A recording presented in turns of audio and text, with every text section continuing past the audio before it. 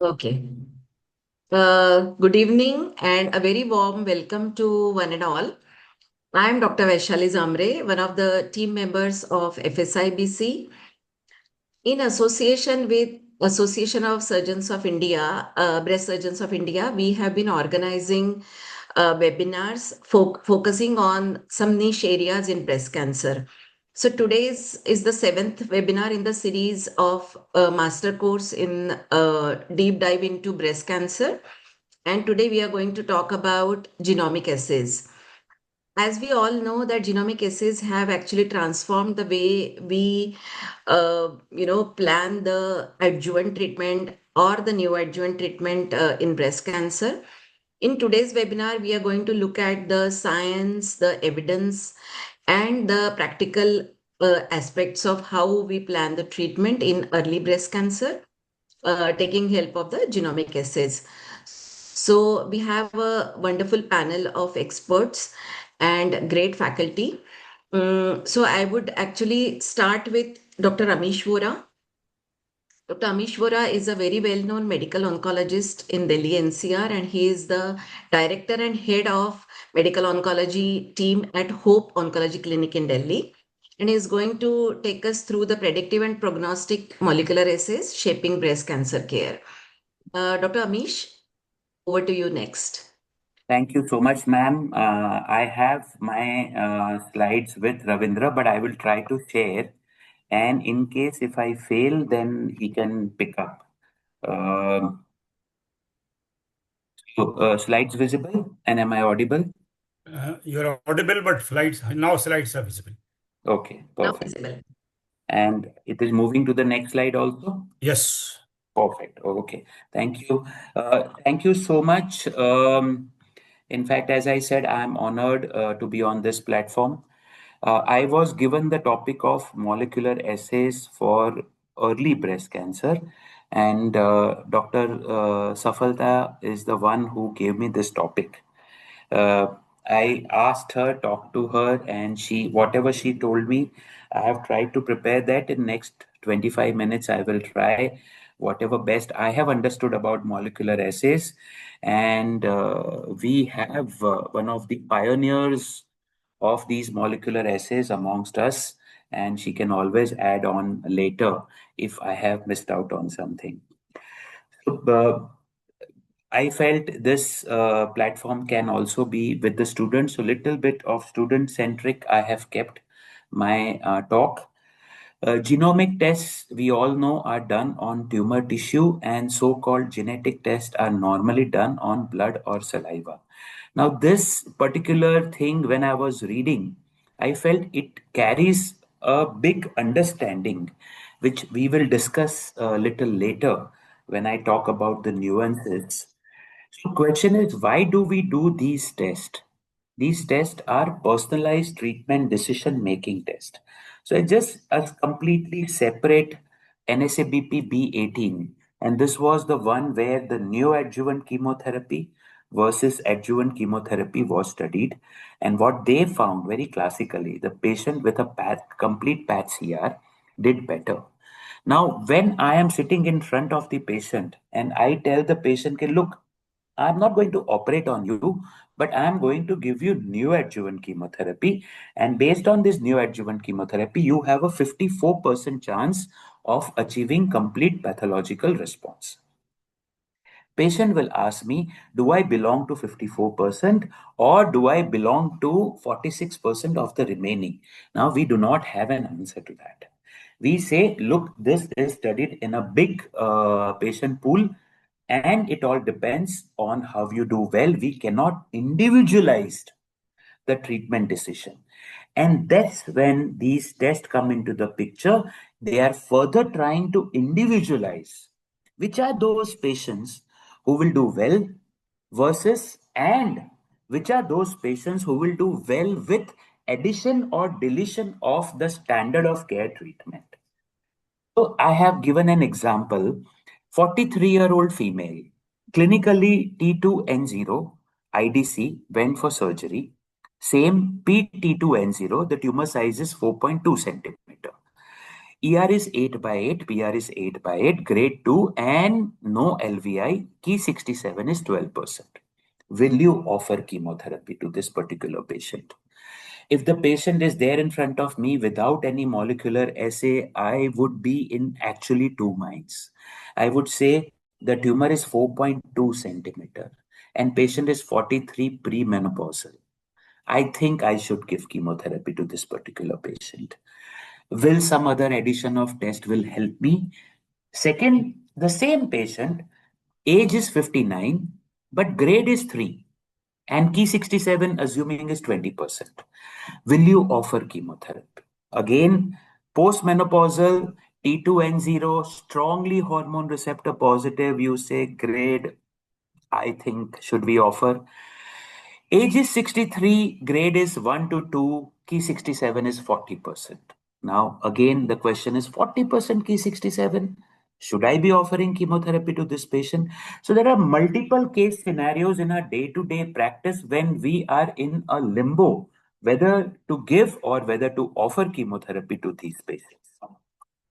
So these genomic tests allow me to individualize these decisions. It gives a score and chances of recurrence risk reduction with chemotherapy or any other treatment.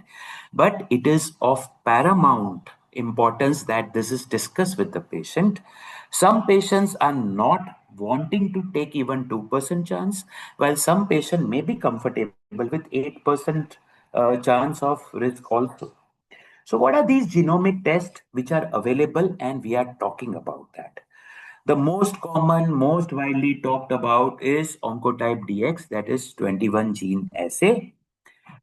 Can assist, I have put can assist as the second one because of two reasons. One, we all are proud Indians. It is developed in India, which I feel with a different thought process, different ethos, and different way of looking at the tumor biology. Rest of all the essays are looking at in a particular way, while can assist tries to look at it in a different way.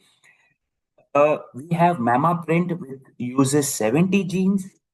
We have Prosigna, what is to call as a PAM50, uses 50 genes. We have Endopredict, which uses 12 genes. And we have BCI, that is Breast Cancer Index, which uses 11 genes. As you can see, none of the tests have uniformity amongst themselves.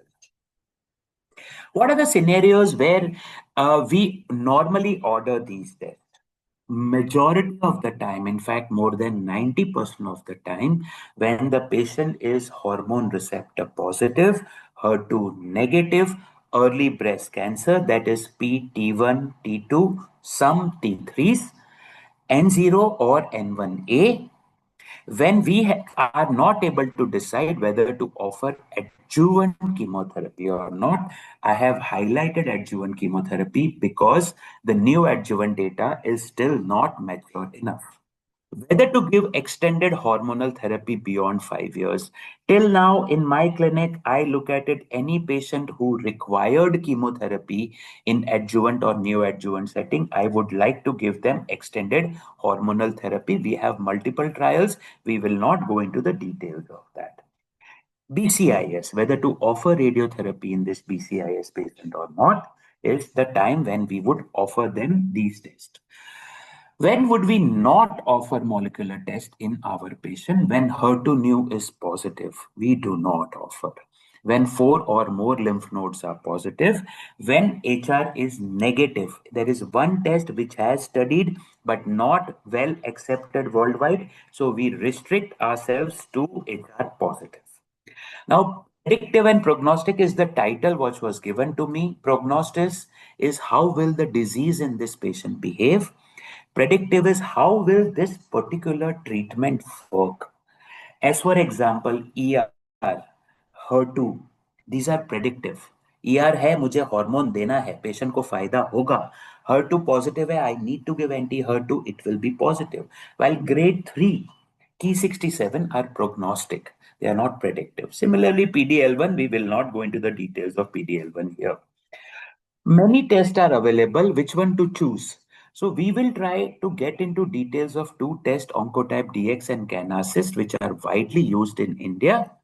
There are other tests also one can read or we can discuss later if the time permits. None of my lecture as guided by Dr. Shyam Agarwal once is complete without NCCN guidelines, and these guidelines I have downloaded today morning. So if a patient is premenopausal, PT1 to T3, that is surgery is done, and node negative, determine if patient is candidate for chemotherapy. Here, if you look at it, they only recommend 21 gene RT-PCR assay. This is category 1 recommendation. My point is, I would like quickly to go through the rest. If the test is not done, we are supposed to offer chemotherapy. If the test recurrence score is 16 to 25, we offer chemo. More than 26, we offer chemo.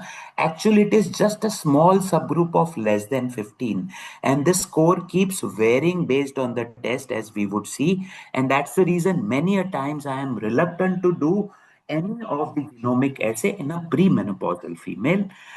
If the patient has 1 to 3 lymph node positive, suddenly the guidelines change. You can do any gene expression assay. They do not recommend that it is only 21 gene assay, which should be category 1. This in their particular NCCN table, and I am sure very soon a time will come when they would include can assist also here. But here, if you see predictive and prognostic, fortunately, unfortunately, whatever the data right now says, Oncotype DX is both predictive and prognostic, while MammaPrint, Prosigna, and EndoPredict, the predictive value is not determined. All are prognostic. You can take anyone to say how the patient is going to do bad. But in terms of the predictive effect of this particular test, Oncotype DX right now has the highest data. BCI, breast cancer index, is a completely different aspect. We will not be able to go into the details of that. So Oncotype DX scores over others. So very quickly, journey of Oncotype DX. 2004, there was the first publication, and this assay was created based on expression of 250 genes. What they used was they used microRNA and RT-PCR technique from 447 different tissue samples, which from the patients which were put on NSABP B20 study. Out of these, 16 genes were selected based on statistical association with breast cancer recurrence. Now, these were ER signaling, proliferation, HER2 amplification, cell invasion, blah, blah, blah. In addition to these 16, five more housekeeping genes were added basically as a control to create an algorithm. Please remember, there are two things which I wanted to say. 60% of genes are related to ER module. 60% of genes are governed by ER module. It may give a very good predictability, or it may be giving false scores if the tumor is not ER oriented or ER dominated. And second, I was surprised to know that Oncotype DX is done on FFPE, not only on isolated tumor cells. On blood cells also it can be there, on mesenchymal cells also these tests is done. Probably at that time they decided to do it on FFPE, not isolated tumor cells. There are 4 retrospective studies and 2 prospective studies on Oncotype DX. During from 2004 and 2015, the utilization of Oncotype DX increased from 1.5% to 34%, with a decrease in chemotherapy usage from 42% to 36%. In addition to this, people who did Oncotype DX are the ones who lived longer. What association was that? We really don't know. That was what was seen. Quickly, we will go through the 2 prospective studies, Taylor X and RX Ponder. Taylor X is the first in 2018. I remember Dr. Sareen had come from ASCO and she told Amish, तुम्हारा chemo सब में नहीं चलेगा अभी. You can't give chemo in all patients. Look at this. It has changed the world. So this was 21 gene expression assay in N0, not in node positive. And this was Ponder X, this was in node positive breast cancer. So in Taylor X, what did they do? They took out a cohort of 10,000 patients. where Oncotype DX results were available. They selected the patients where the recurrence score was between 11 to 25, randomized into chemo hormone versus hormone alone, and at the 5 years, what they saw was the line were exactly superimposing. What it meant was that 11 to 25 recurrence risk score do not offer chemotherapy in addition to endocrine therapy. And this is the 12 years update. And as far as I read, this is 11.5 years of follow up, and there is no difference in overall survival. There was a difference in 5 year survival. There was a difference in breast cancer related survival, but overall survival, there was no difference between whether you used Oncotype DX or not. In addition to that, women less than 50 years, again, RS was 16 to 25. They selected 11 to 25, and now it is 16 to 25, where the chemo helped in premenopausal. This was a new finding. What is the significance? I really don't know. This was the node positive, and as it was predicted, in a premenopausal, chemoendocrine therapy helped as compared to endocrine therapy alone. Lot of discussion about Ponderex in the various forms. Now, what are the controversies with Oncotype DX and few other hormonal assays? The real world data sometimes differs. Manufacturer has changed their recurrence score and their classification of low, intermediate, and high multiple number of times. There is a low representation of African and Asian population. I always said the cost of 4 cycles of TC is much less compared to Oncotype DX, and premenopausal population still no clear-cut consensus.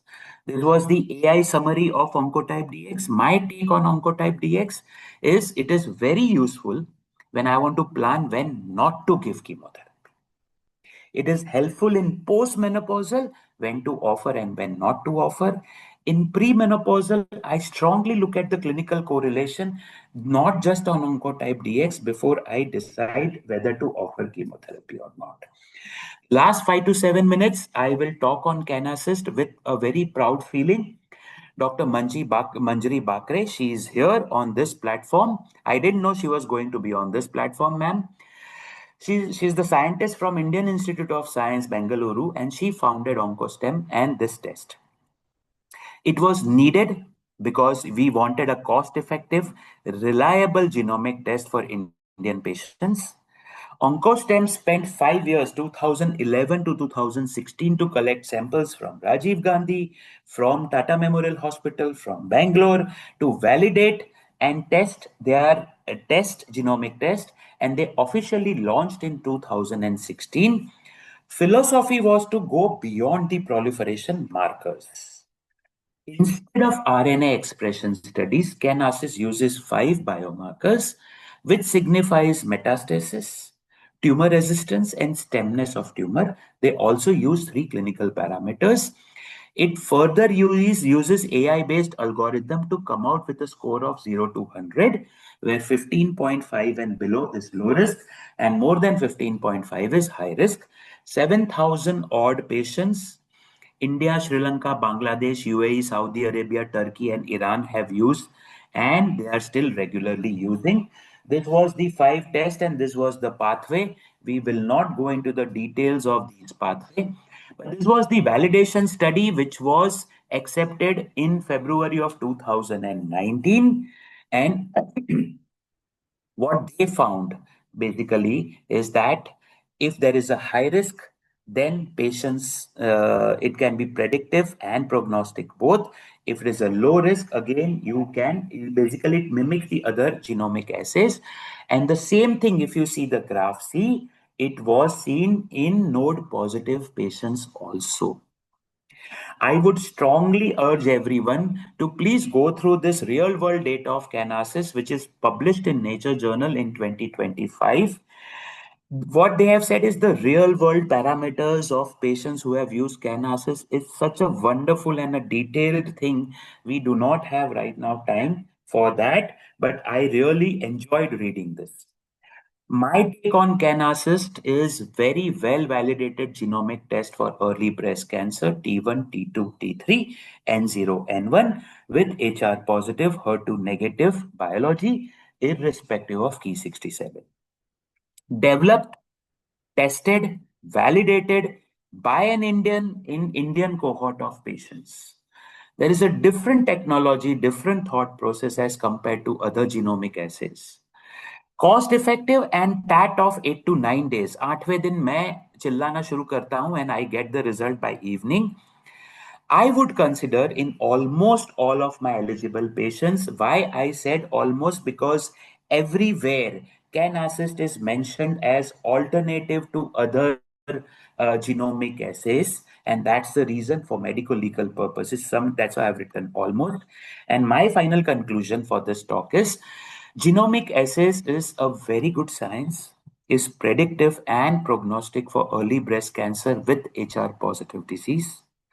Oncotype DX has highest amount of research and well accepted across the world.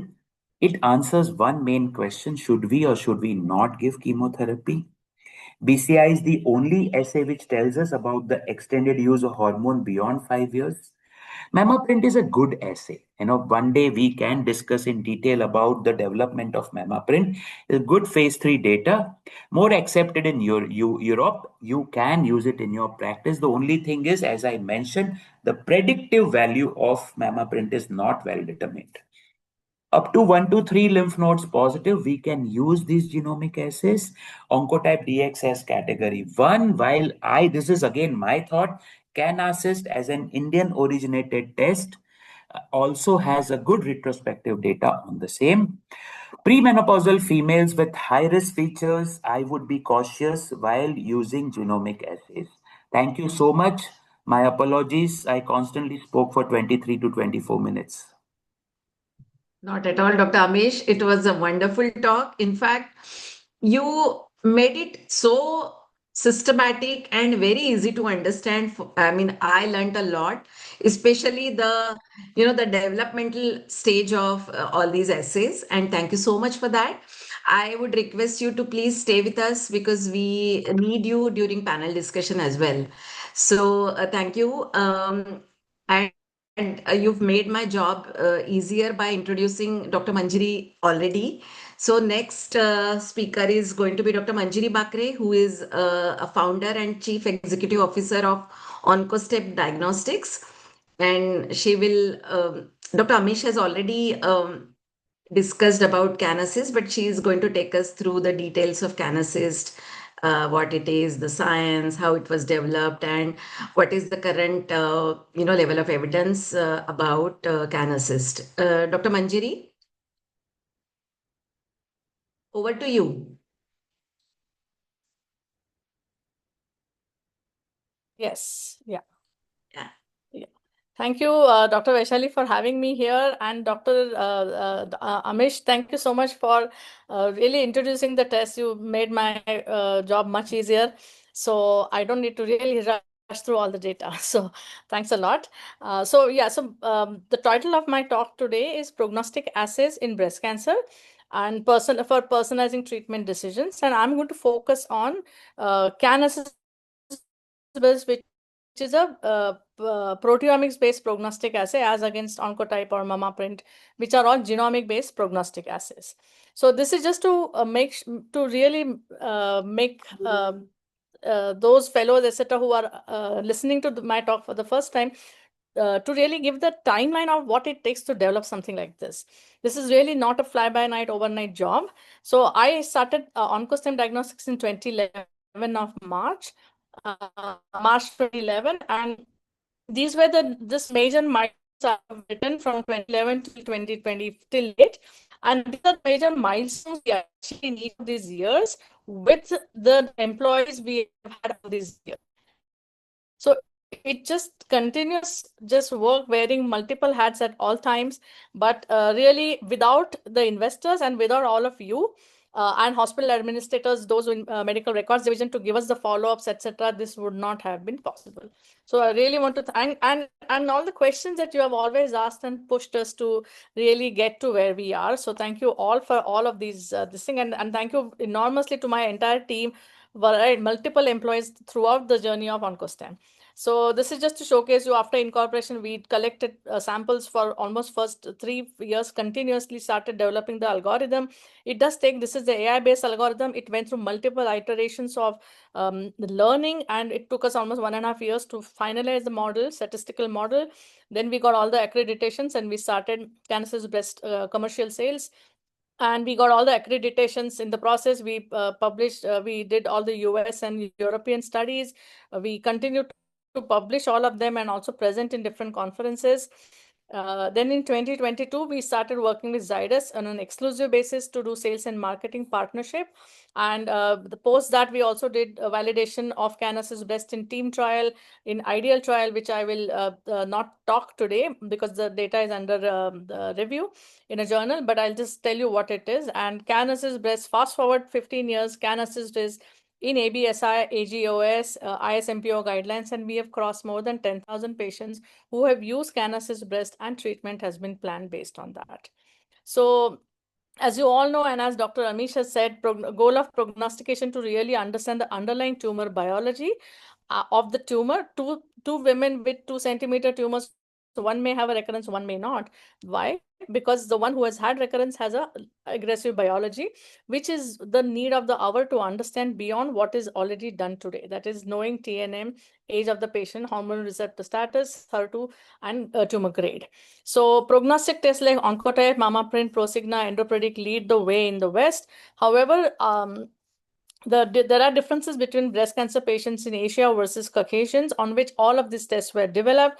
And major differences, as you all know, is median age at diagnosis in Asia. I've even given this talk in Middle East, and they all say our patients are also perimenopausal 48, whereas in Caucasians it's primarily postmenopausal 55 plus. We have higher tumor burden at diagnosis, with typically 1 centimeter tumor, one lymph node positive, 2.5 or 2.2 centimeter tumors. Where in the West, when we get this, even the path reports, it's beautifully to see screen detected cancers, 0.2 centimeter, 1 lymph node with micromets. Really, such path reports are little on the rare side in India. And typically in our case, in India, it's symptomatic detection. So our problems are really, the disease's onset is at a younger age, and we often have patients who have majorly one node, majority of the times one node positive, grade 3 disease, high Ki67. So we felt that we need a test that will look at the underlying tumor biology based on our patients' tumor tissues, which are representative of not only the tumor biology but also age, because it's coming from these young women. And so that is why this is exactly why we started developing this. And I spoke to many clinicians even before starting, and they all agreed that yes, we would like to use, but having a right test, as well as it will fit our patients pockets. That is because majority of the times ours is out of pocket expenses, so it should be a cost effective test which will also be developed on our patients tumor tissue. That was really the goal behind why I started this, and that was really the rigor throughout entire this development and validation. We were very lucky to have an excellent statistician, Lubomir, who developed the statistical algorithm for us. He's a US-based biostatistician who is actually from Serbia. And he really developed, he worked with us throughout almost 2 years, and I'm still in touch with him. He's just excellent statistician, and he has developed a really well, the algorithm has learned very well through the data we have given and high profile data, thorough data that we have received. What is Cancer's Breast? We look at Cancer's Breast is an immunohistochemistry-based prognostic test, in which we do immunohistochemistry for 5 biomarkers: CD44, ABCC4, ABCC11, N-cadherin, and pan-cadherin. And then we these slides, IHC is done on automated Roche Ventana platform, and slides are graded by our well-trained oncopathologist only at OncoStem. in Bangalore, and then that information along with 3 clinical parameters goes into machine learning based algorithm to give us a risk score between 1 and 100, and the risk score cutoff is at 15.5. We have always had the same cutoff right from the start. We have never changed our cutoffs. So at 15.5 or lower, risk score is considered as low risk for breast cancer recurrence. Typically 70% fall in this, and 15.6 all the way to 100 is considered as high risk for breast cancer recurrence. And these biomarkers, as I think Dr. Amish also showed this, these really play critical roles in tumor. Why does the tumor breast cell, tumor cell in the breast, why does it travel through lymph nodes, and how does it do it to go and metastasize in bones, in ovaries, in uterus, in brain? So the tumor cell per se is not able to do it unless it acquires certain properties. And these are the properties such as epithelial to mesenchymal transition, loss of adhesion, invading into the vessels, and then after dislodging it somewhere else, but again become epithelial, that is mesenchymal to epithelial transition, and then acquiring chemo resistance in the chemotherapy resistance in the process. These are all the virtues, or in other words, lack of better word, the cell needs to acquire to really form another tumor. It's quite an hostile feature to really form a tumor in another part of the body, but they do this via multiple signaling proteins, and these were the 5 critical proteins involved in variety of signaling pathways that our statistical algorithm zoomed down into from a set of like almost 30 to 40 protein biomarkers that we looked at while developing the algorithm. And this is, for those who don't know, this is how Canas's best report is sent out. This is our calibration curve. We show very clear low versus high distinction. There is no in-between intermediate risk zone. And these are the 5 IHC images along with the H&E image of that particular tumor on which we perform Canas's breast. Now, once you develop a test like that, you need to show analytical validity of the test and global validation, clinical validation of the test. I'm not going to go into analytical validation of the test today. It is all published. The proof of the pudding really lies in validating Canas's breast or any test that is developed in different cohorts across the globe. So we worked with not only about 10 to 12 different hospitals across India, because India per se is also a very diverse country. Populations from Kashmir to Kanyakumari and Mumbai to West Bengal will be very different. So we try to encompass as much variation as that is there in India itself through working with multiple hospitals. We also knew that tomorrow when we go to different countries, having validation in countries outside of India, outside of Asia will be critical. So we validated in 3 different studies in the US, and one more is underway. And we also validated Canas's best in Spain, the Netherlands, Germany, Italy, Austria, and recently also in Turkey. And that data is actually under review as well in the final review. So, today I'm going to showcase you the data for all of these studies together. So how does Canas's Best work? So Canas's Best essentially generates actionable risk groups, and these are only 2, low versus high. There is no intermediate risk zone. So here is a typical Kaplan-Meier survival curve, where on the y-axis you have distant metastasis-free recurrence interval, and x-axis is time in months. So patients who were, this is the pool data, all the studies together. These were patients who received chemotherapy plus endocrine therapy. And when Canas's Best segregated them based on we did Canas's Best on all of these tumors, and then we looked at the risk scores and segregated them as low risk versus high risk. And then if you look at their outcomes, you can see that the Canas's Best low risk, which is about 70% patients, they have an excellent distant metastasis-free survival of 94%, as against Canas's Best high risk patients who have a record and their DMFS or DRFI is down to 82%. Now, you may think that these patients would have benefit of chemotherapy given to improve their survival, which is very valid. And therefore, we looked at patients who received only endocrine therapy. There was no interference of chemotherapy in this subgroup analysis, where patients were only treated with only endocrine therapy. And even here, Canasys is able to segregate low risk from high risk, statistically highly significant, and the low-risk patients do exceedingly well at 95%, whereas the high-risk patients do worse at 84% in comparison to low-risk patients.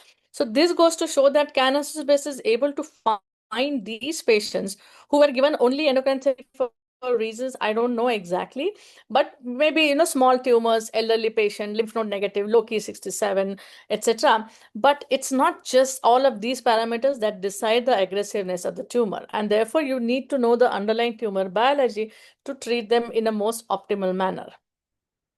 So what about, so these are all the questions all of you have asked us over the last 10 years, and so I'm going to systematically answer all of them. Since most of our patients are one lymph node positive, how is CAN-assist best helpful in such a situation? Does it work differently in lymph node negative versus lymph node positive patients? How does it segregate lymph node negative clinically low risk patients? So we looked at the lymph node negative patients who are typically considered clinically low risk, whether they were treated with chemoendocrine therapy or endocrine therapy alone. The low risk patients significantly did better than the high risk patients consistently. And as you can see here, the graphs are highly significant, and low risk percentage is always about 70 to 80%. And in endocrine therapy treated alone, it goes up all the way to 90% as well. And the survival is always exceedingly well in the low risk, about 95 to 96% in comparison to the high risk patients who do far worse.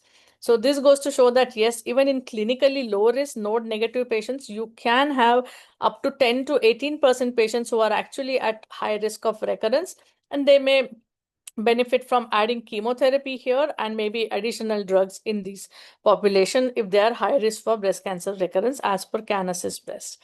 Next, we also looked at T1, T2 node negative patients. So T1 node negative or T1, T2 lymph node negative patients. And in both these patients as well, once again, we do see a 7 to 9% patients who are at high risk for breast cancer recurrence, and they do worse than the low risk patients who are at 96 to 97% in DRFI. And these were significantly higher numbers of patients in low risk disease. Now, what about CAN-assist breast? Will it help in T2 and node positive disease?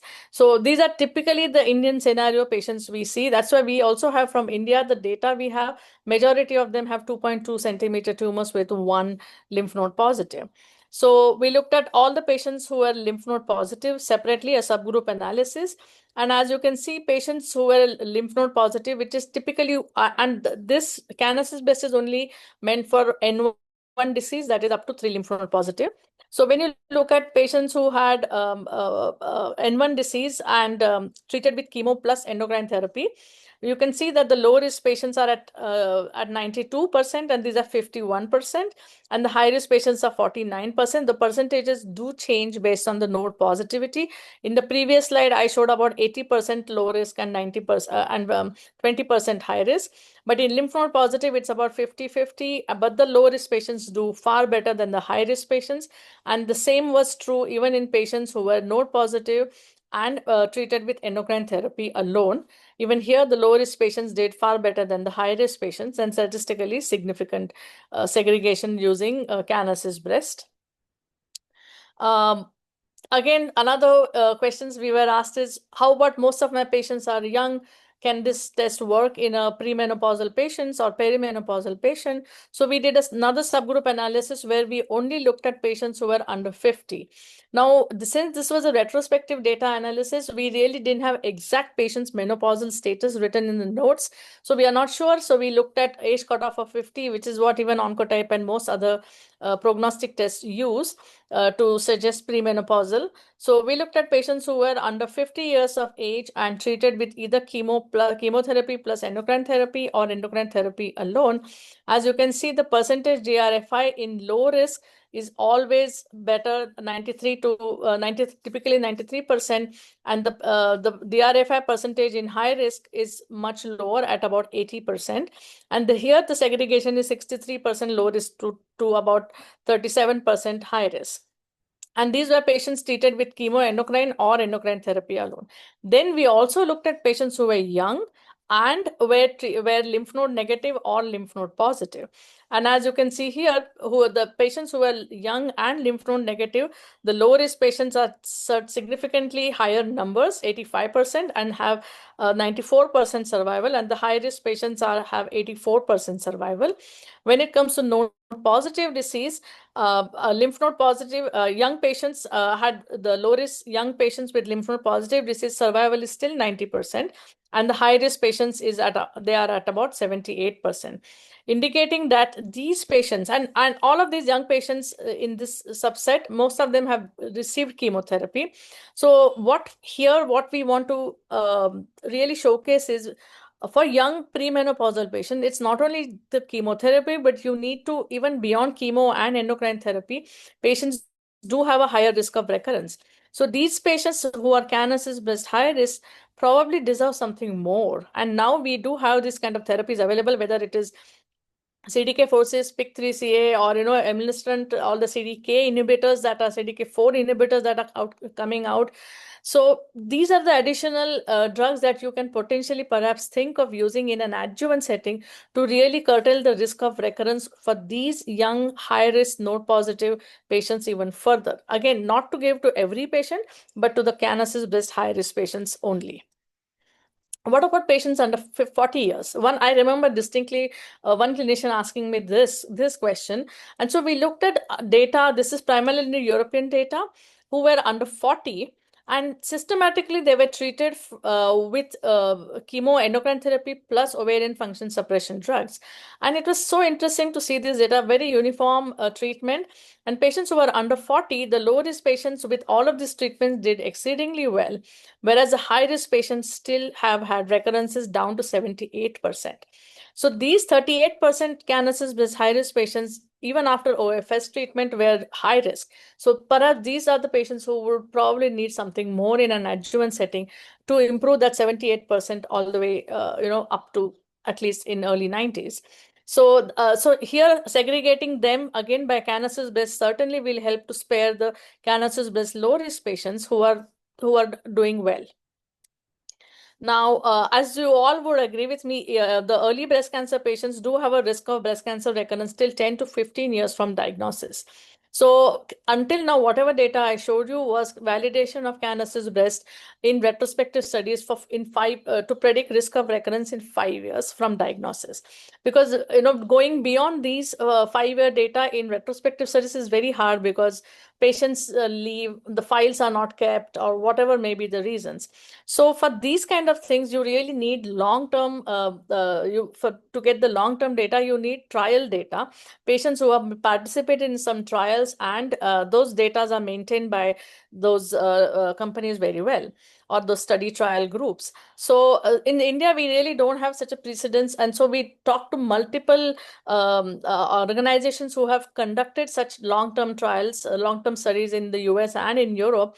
And one such center is, one such trial was TEAM trial, tamoxifen exemestane adjuvant multinational.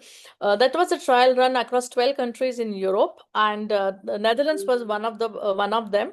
And they had 10-year predictions, samples which were preserved for 10 years, and patients follow-up were available for 10 years.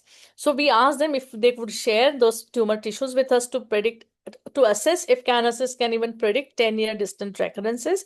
And to everybody's great pleasure, we could see that Cancer's breast high-risk patients do exceedingly worse than Cancer's breast low-risk. And these are different curves these are called reverse Kaplan-Meier curves.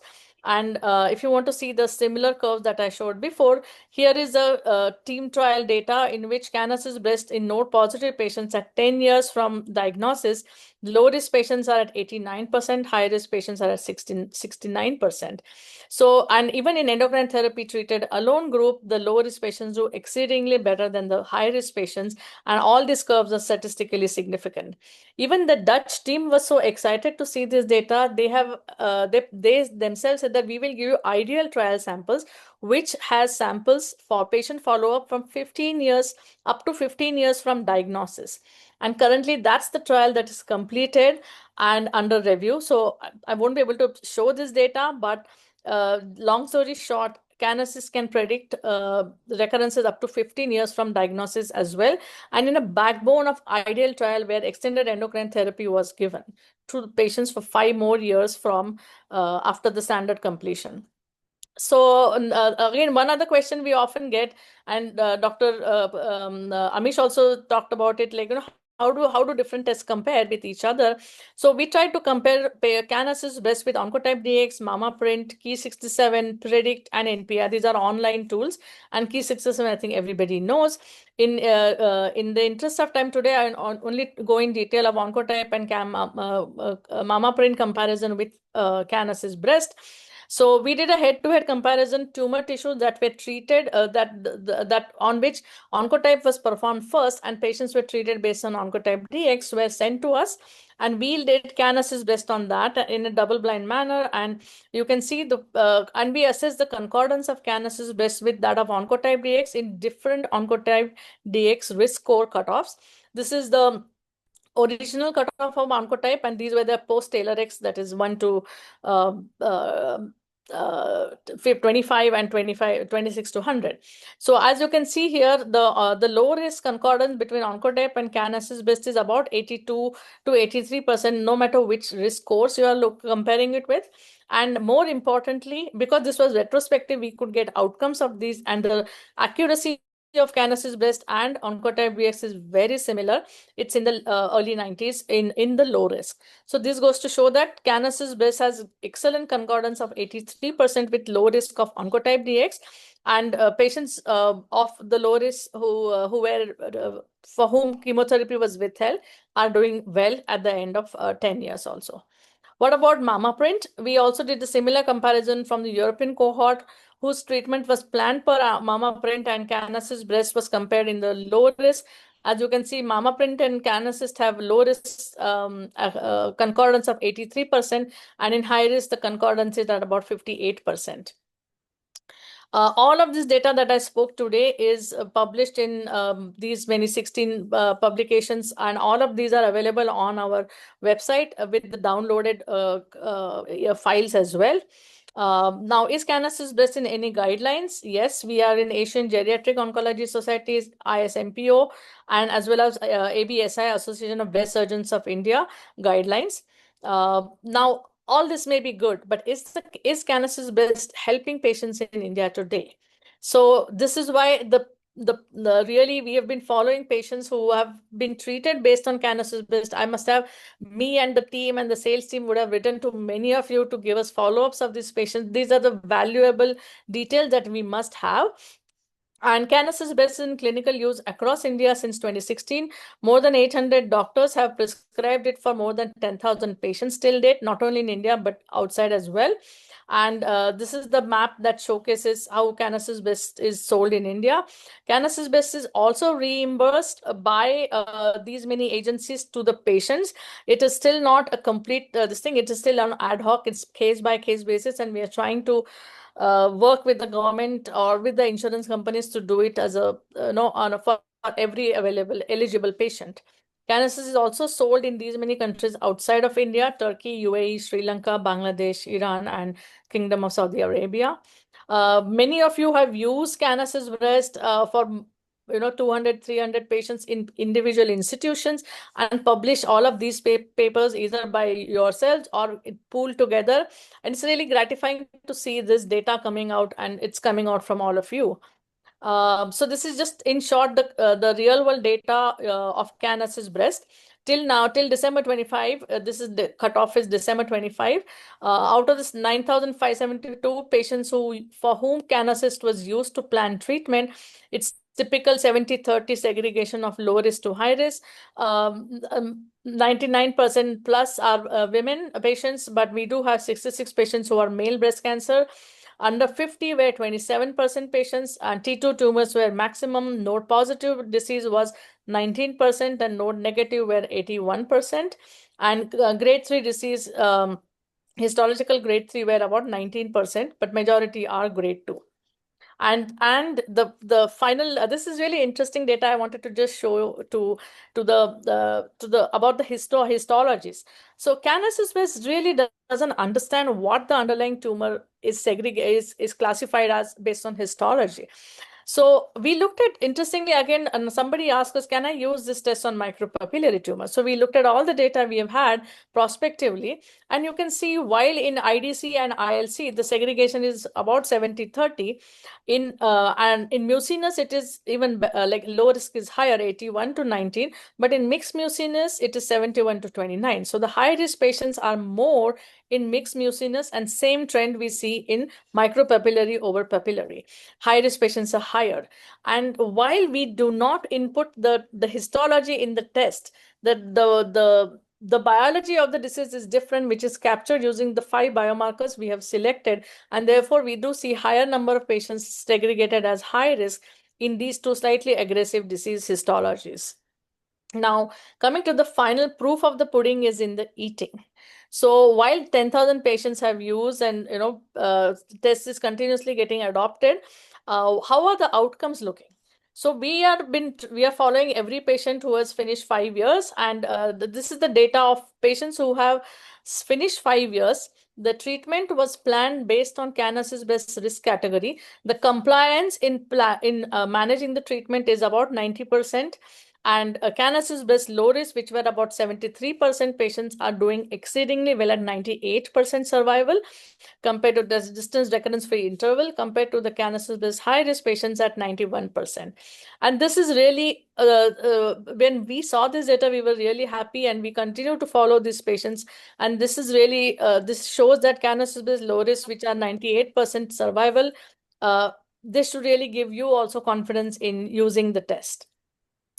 Canas's best is gaining momentum across the globe. Canas's best data has been spoken by Dr. D.G. Vijay in St. Gallen's in last year, March, Dr. Tanesha in Istanbul 2024, October. And many of you have also presented. I'm not going to the previous presentations. It is also presented across all the major breast cancer specific conferences, or ESMO Breast, ASCO, APBCS, and also San Antonio Breast Cancer. So to conclude, Canas's Breast is a proteomics and AI-based prognostic test, which is validated on Asians as well as Caucasians. Performance, it is performed as a service today in OncoStem Central Lab and reported in 8 days from receiving sample in our lab. Canas's Best will help you in not only intermediate Ki67, but in grade 3 disease, in T2 node positive, T1 node positive disease, who are the patient may be pre or postmenopausal disease. And in real world, the data accuracy shows 95%. Canas's Best is included in multiple guidelines. And so to summarize, I would say we have showcased today the retrospective evidence of Canas's Best segregation, prospective randomized team trial data that was shown today, and we have also showcased the real world data. And I stop here and happy to take questions. Thank you all for your attention. Thank you, Dr. Manjari. It has been really heartening to see that the Canas's data is actually growing day by day. And since I've recently heard you in Mumbai as well as now today, I'm sure, as Dr. Amish has predicted, very soon we will have Canasist included in international guidelines as well. Obviously, we will have to work hard to collect further data on it, and the validation process will have to be much robust.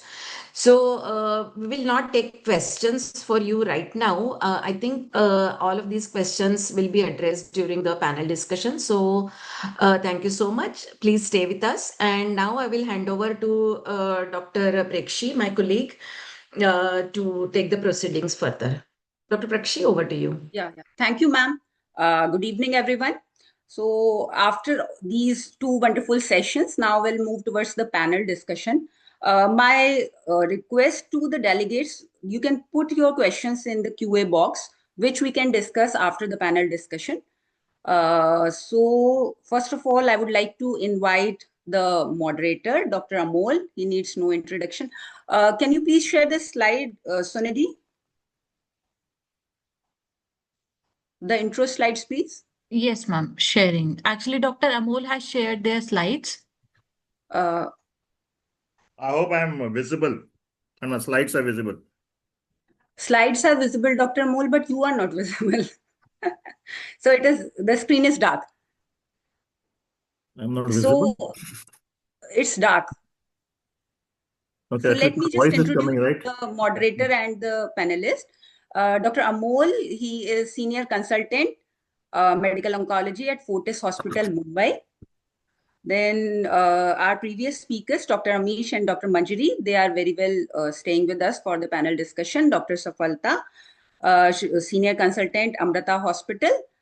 Dr. Neha Garg, senior consultant and HOD, medical oncology at Andromeda Hospital. And Dr. Veda, I hope she has joined. She was just on her way.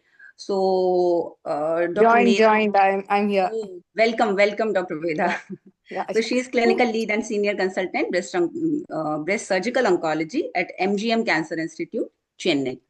Over to you, Dr. Amol. But still, you are not visible. The screen is dark. Amol Seems to be dark. Amol वो ऊपर ना एकदम top पे एक छोटा सा इधर उधर करने वाला होता है. If you change that, you will be visible. See, I'm doing it for myself. You are exactly at this point what you see me, and then now I do this, I am visible. Am I visible by any means now? नहीं रे. So I think let me be invisible. We can start. Maybe कोई your बात No, नहीं we would camera Amol, like your, to shutter your has voice been is your off. voice is good enough for us. Sir, maybe your camera shutter has been off. That's what I Yeah, said, I think camera that shutter. is the reason, but I'm not able to keep it on by any means.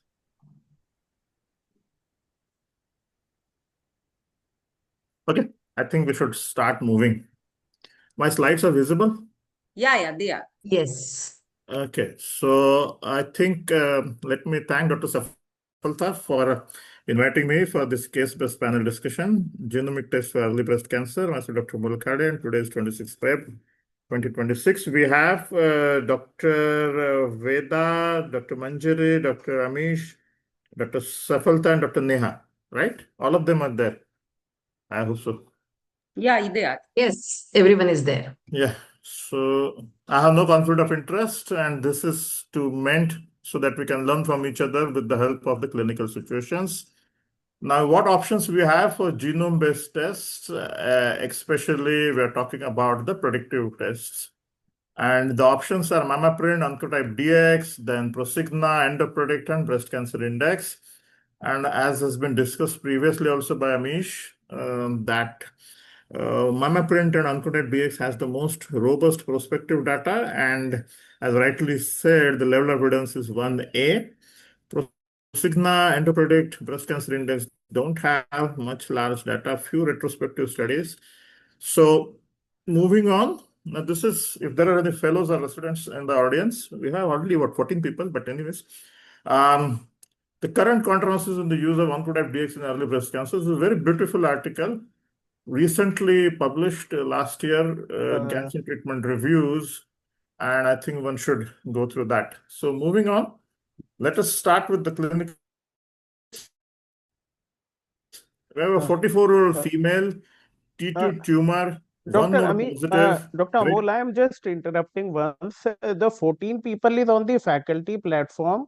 All the audience is not visible on this part, but there are always usually close to 100 people on the audience.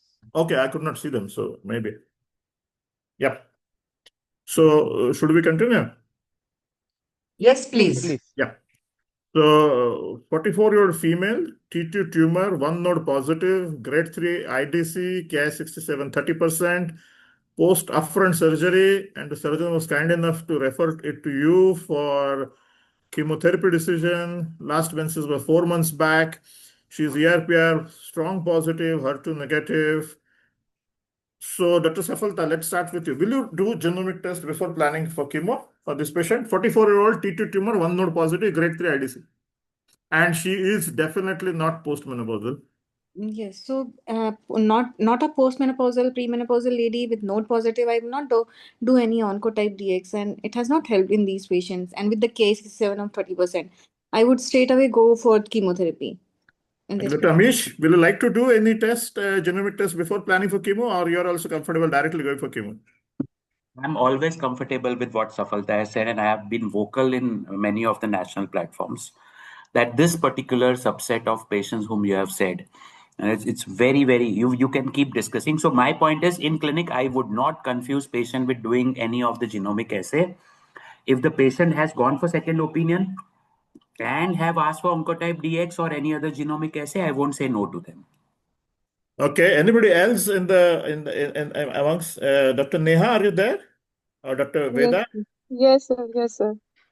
Suppose the patient says, I have no cost issues. Doc, do some tests. Will you do it No, or we will not? no, sir. Not recommendable. Even this type of patient will direct away go for the chemotherapy only. She says, Doc, I don't want to take chemo. I will lose my hairs. We'll Then try also to you will convince. not. Node positive. One node positive, you will say that, oh, she has to take chemo. Yes, sir. Okay. No, So, Amol, if the yeah. patient does not want chemotherapy, the Okay. guidelines unfortunately does not mention that. They mention whether patient is eligible for chemotherapy or not. That No, is the what the point is guidelines that she mention. wants to have additional information. She says, no cost issue. I want additional information. If it is required, do the test. I have no cost issue. Then what? There is no harm in then doing genomic assay, but my decision of offering chemotherapy will not change. So if the patient says, I want additional information, no cost issue, which genomic assay you will do? Right now, Oncotype DX is the one which I offer to patients. And if the patient says, "Kuch cheaper batao," then I offer No, Canasis. there is no cost issue. You're in So, Delhi. so Oncotype DX, because in one node positive prospective study said So you Oncotype agree DX. that at least for this subset of patients, Oncotype DX has the maximum data, and there is no cost issue will offer that if the patient Correct, insists. Okay. correct, What if the absolutely same area has correct. two nodes? 1 to 3 lymph nodes बोला No, है ना first was only ponder one. X में How it has become two? नहीं 1 to 3 lymph nodes है ना उसमें study में so Okay. it doesn't change because we have the data of 1 to 3 So as lymph long as it is less than four, you are okay. less than 4 we have the data. I am not okay in premenopausal or perimenopausal as I mentioned earlier, but yes, we have the data to do the genomic assay. Okay. So, Dr. Safalta, do you ever ask for any Oncotype DX or any genetic test of patient with 3 nodes positive if this patient is fit for chemo? No, I don't ask. Okay. So most of us don't ask for it, but if the patient insists, as Dr. Amish has rightly said, the maximum data, especially for this subset in a prospective trial is Oncotype DX, if the cost is non-issue, it should be offered. Now, the Oncotype DX was offered, probably surgeon advised, it has come as 19. The same lady, 44-year-old, 2 nodes, rest is same. Dr. Amish, the score has come, unfortunately, 19. Will you give her chemo or you will not? No, why unfortunate? Not The unfortunately, I'll say fortunately. no, Fortunately, it has come 19. manufacturer of Oncotype DX are kind enough, and I quote kind enough to keep changing their score.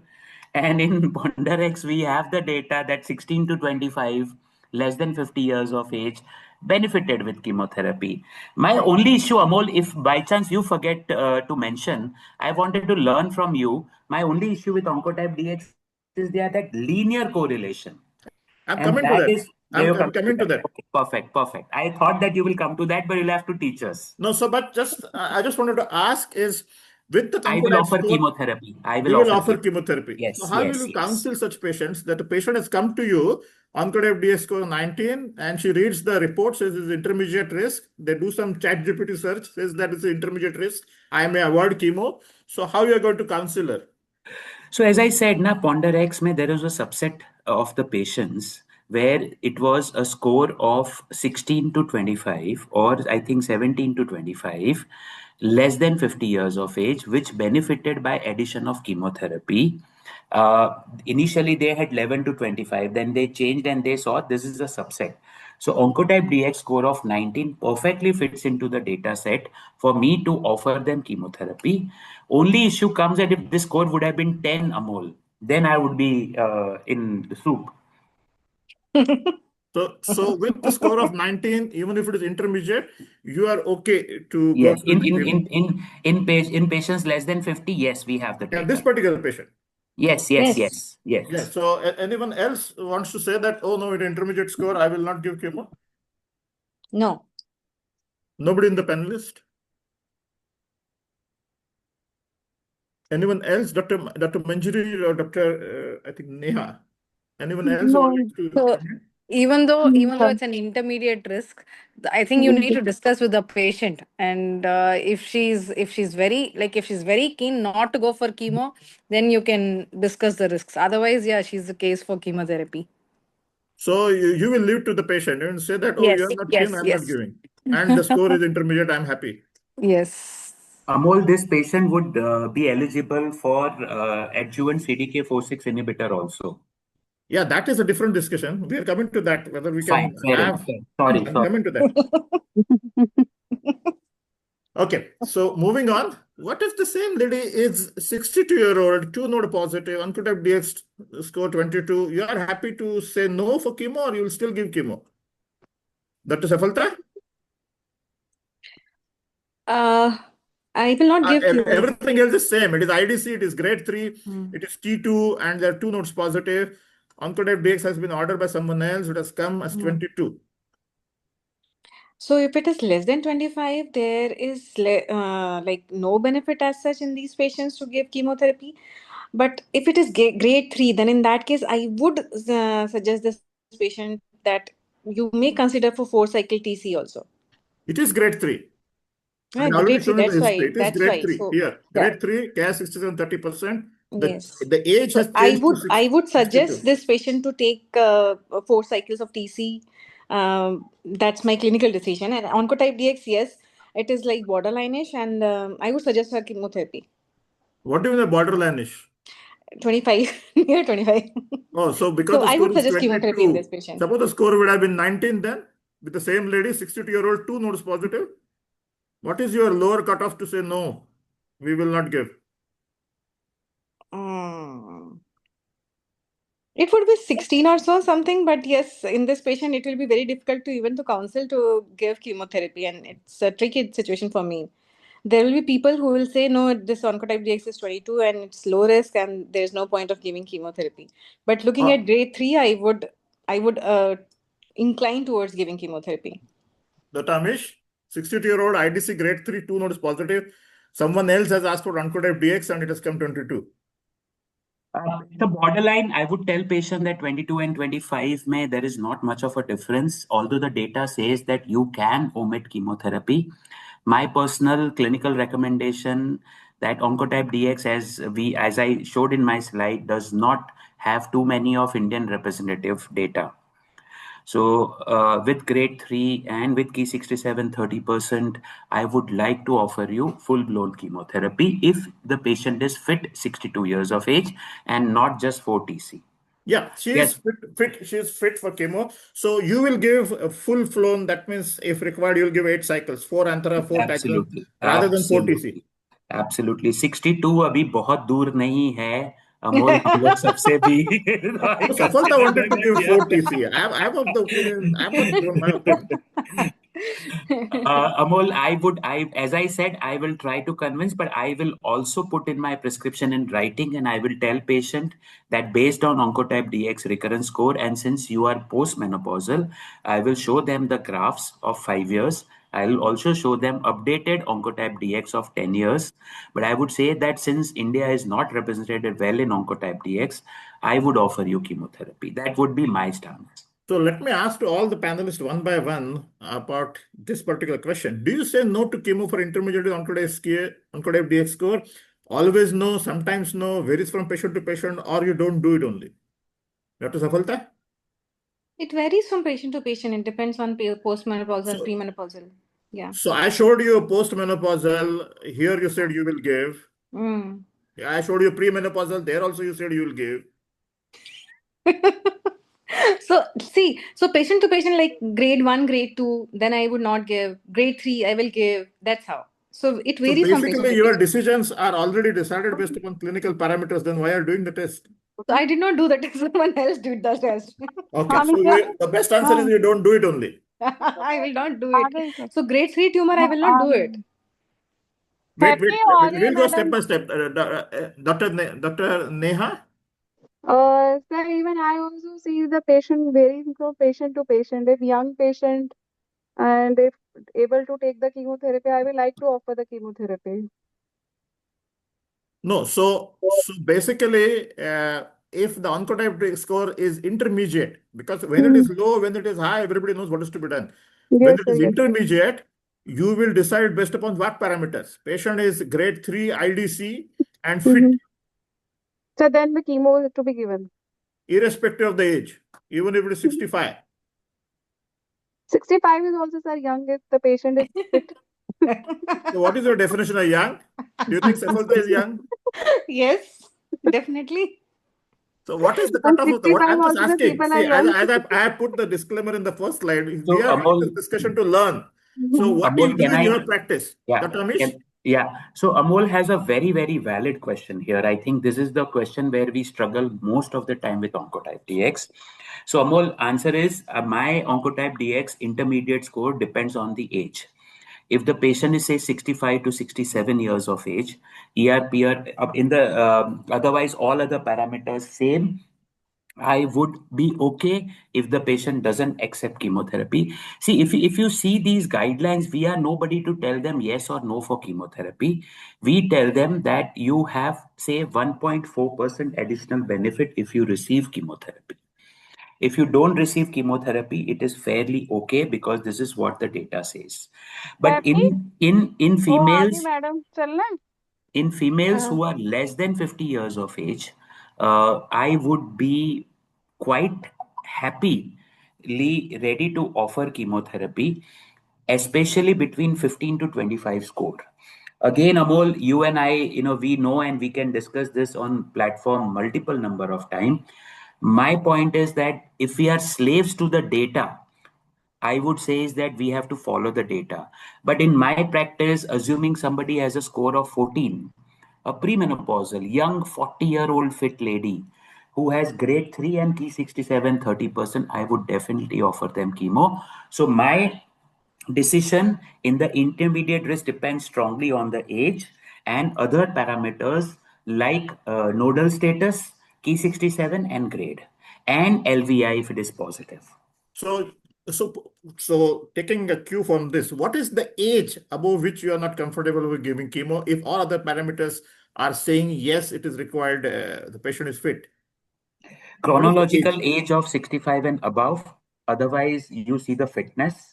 I truly believe that we are now have a plethora of patients, Amol, where 59, 60-year-old are very, very fit patients.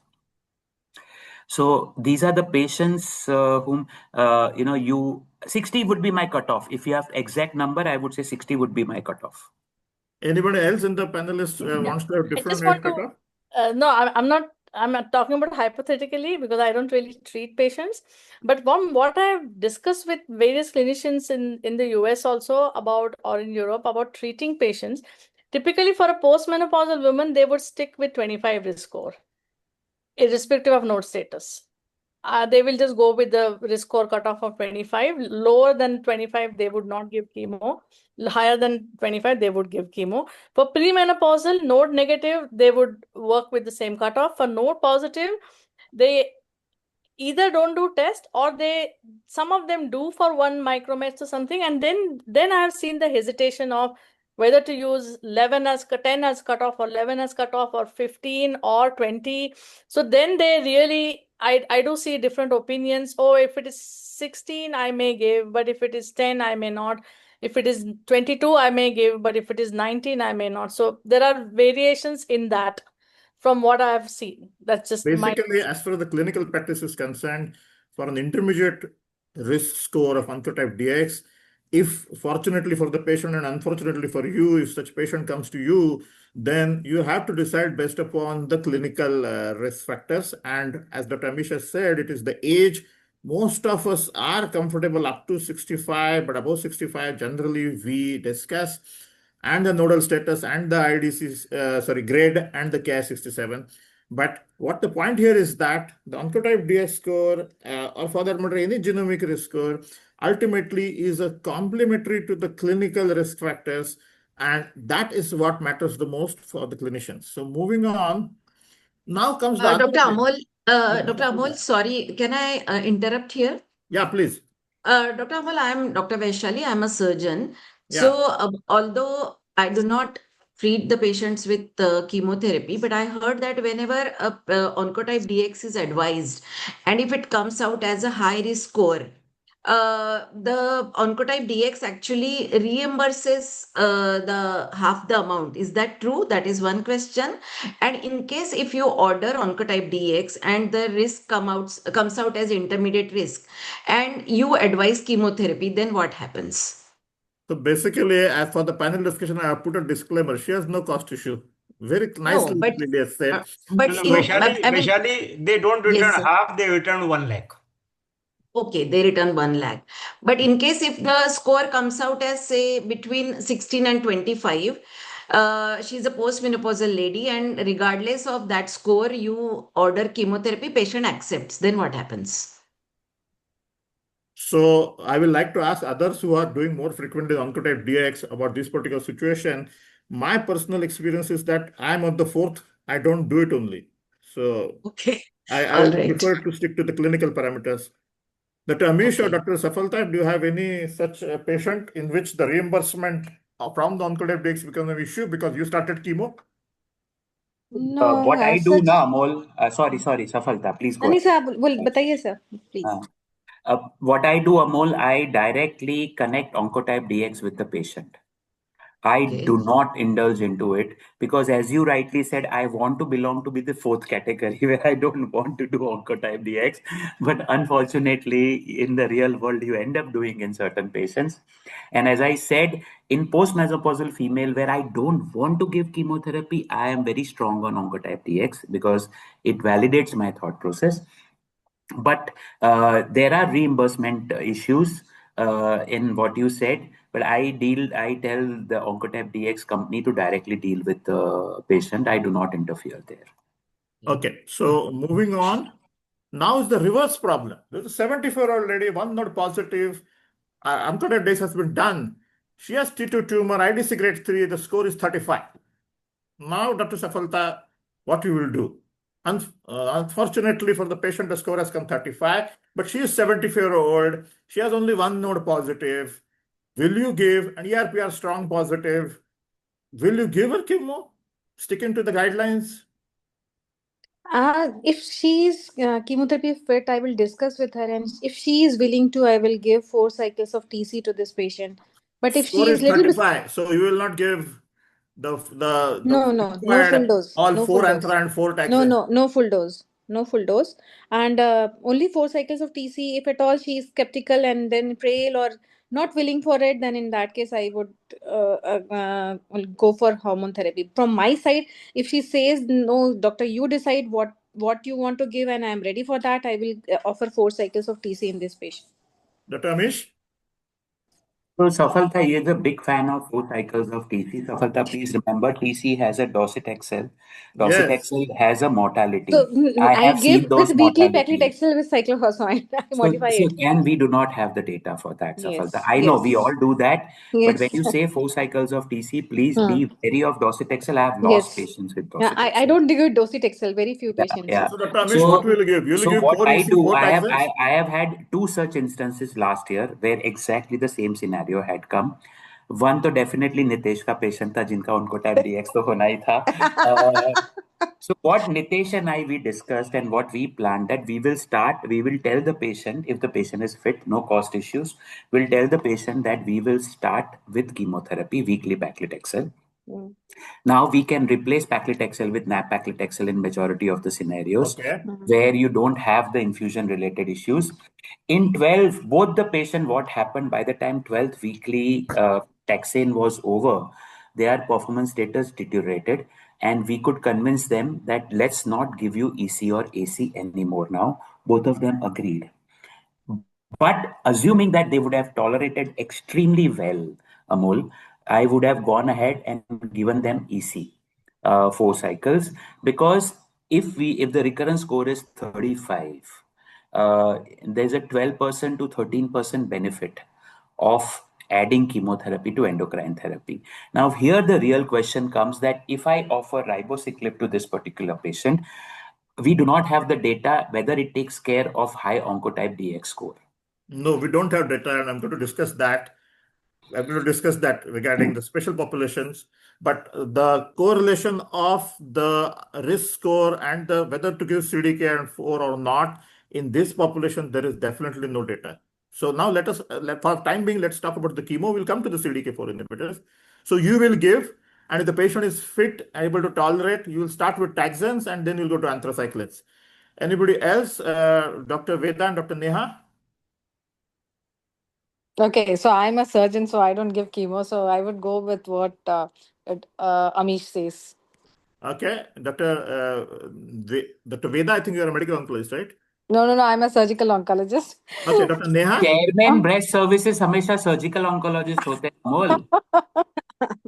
Okay. So only two medical oncologists here, Safalta and Amish. So unfortunately, You are also there, na Amol? What you will give? No, I'm the moderator. Moderator is supposed to ask questions. The Neha is also here. Dr. Neha is also a medical So oncologist. Dr. Neha, what's your thoughts on this?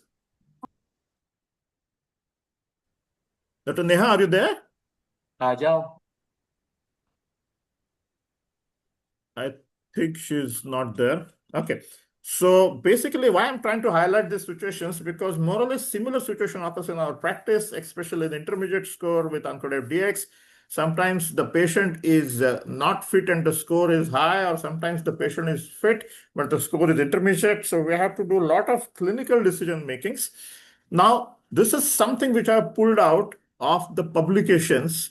And this is the forest plot that Dr. Amish was trying to show or trying to discuss, that what is the age and the correlation between the risk based upon the genomic risk profile. This is, of course, for Oncotype DX. Now, the problem, any comments on this, Dr. Amish, on this forest plot? Yeah, that's why I said, na, कि I am of your team side. Amol, I don't want to do oncotype DX because there are so many confusing confounding factors. With every year passing by, Amol, they come out with some data, some new follow-up, some update which confuses it further. So honestly speaking, based on, if you have to believe this particular graph, then above 65 years of age, it doesn't matter about the score. But again, I said you have to look at ITT also sometimes. I don't have a true answer to this, Amol. If you have, please enlighten us. No, I also don't have the answers, because the problem here is that this subgroup analysis, of course, are not powered. There is no sufficiently interaction, p-value interaction mentioned in the original publication. So the interference that we take out of the main publications of both for the Oncotype DX as well as MAMA print, the subgroup analysis are unfortunately not sufficiently powered, nor the p-value of interaction given in any of the publications, including the NEGM publications. So this is again from the RxPonder. Dr. Safalta, any comment about this? This is RxPonder, postmenopausal, premenopausal, subgroups based upon the age, based upon the grade, based upon the tumor size, the nodes, and the recurrence score, in which they have included that 14 to 25 as one of the risk, rather than the 15 or the 16 onwards. So any comments on this particular forest plot, Dr. Safalta? Because when you discuss patients with 2 or 3 nodes or 1 node, then you are actually referring to this data. Yes. So they have highlighted whatever be the grade, whatever be the higher grade or lower grade, because here you can see that intermediate and high grade in the postmenopausal female, the majority of these females. And if whatever be the score, like till 22, there is no point, like no benefit of giving chemotherapy. That's what I can understand with this. So, but in premenopausal, yes, there is a benefit of whatever be the grade and whatever, if at all, there is a higher score in that case, you have a benefit of giving chemotherapy. So basically, if you assume this forest plot is statistically powered, then why to do the test in the premenopausal women? Because most of them are going to benefit by Yes, chemotherapy. that's why we don't give a test in premenopausal women. So basically, in all premenopausal women, none of the predictive score, because Oncotype DX has the maximum data, maximum published data. If that itself is failing, then what about the others? Okay, any comment on this, Dr. Amish or Dr. Neha, Dr. Veda, anyone else? Has any comments on this? Dr. Neha, are you there? Have you joined? I think Dr. Neha is not there. So unfortunately, Amish and Safalta are the one who have to bear the brunt of invisible Dr. Amula Khade. Right. We Hello, I'm here, always, sir. yes, Dr. Neha, please go Dr. ahead. Neha, please, any comments on this particular forest plot, which is taken from subgroup analysis from RxPonder, which Mhm. tested specifically node positive patients and intermediate risk scores, and they tried to find out what happens in various subsets in postmenopausal and premenopausal. Postmenopausal and premenopausal. I think your voice is echoing.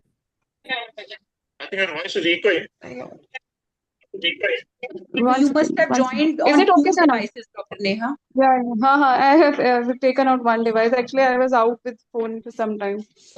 Okay. So the question here is, Mm. if the premenopausal woman, as you see the forest plot, Mm. most of the things is on the left side of the median, saying that Mm. chemoendocrine therapy is better, then why Mm. do you do the test in a Uh, premenopausal woman yes, actually, sir, if the patient is node positive in premenopausal, we definitely go for a chemotherapy. without And doing the test? I don't tell them to do the test, sir. Okay, so at least half of the Mm. population is out from doing the test. I don't if the patient tells from their side they want to go, then only I tell, okay, if you want you can go, but I tell them still there is a no use, you should go for the chemotherapy. Okay. Mm. So moving on, the problem with this is that there is a subgroup analysis, not sufficiently powered, no interaction testing done, multiple exploratory analysis. These both publications are the best examples of how not to do subgroup analysis. And there is no gradient, as has been mentioned by Dr. Amish previously, that if the score starts rising above 25, whether the risk increases and whether there is any changes needs to be done. Based upon that, there is no such discussion ever happens. So basically, whether the score is 30, 35, 40, 45, 50, there is no change. Dr. Amish, you have any opinions on this? Will you change differently one patient with a score of 35, another patient score of 55? Or you will get the same therapy for both of them? Same, because as you rightly said, they have put it in sort of a fashion where we don't have the data 25 और 100 के बीच में क्या है. Just one paper में mention है with increasing score there is an increase in the effect of chemotherapy, but nothing is quantified. Dr. Safalta, for I those will. who is chemo fit indicated one patient 35 score, another patient with a 45 score or 50 score, are you going to make a difference? No, I'll treat them the same. You'll treat the same. Anybody else? Any other opinion from surgical oncology colleagues? According to you, it should be different or same? As of now, I don't think there's a difference. All high risk are put into one same similar subgroup or same basket. So that is another fault. Now, another major issue with the RxPonder is that they did not have ovarian function suppression as a mandatory thing. Very low OFS was used in ET alone arms. And if you see the hazard ratios of the responder data and with the soft trial in which the OFS benefit is shown, they are similar. If you see the fine print of the responder, actually the very young female paradoxically did not show clear benefits.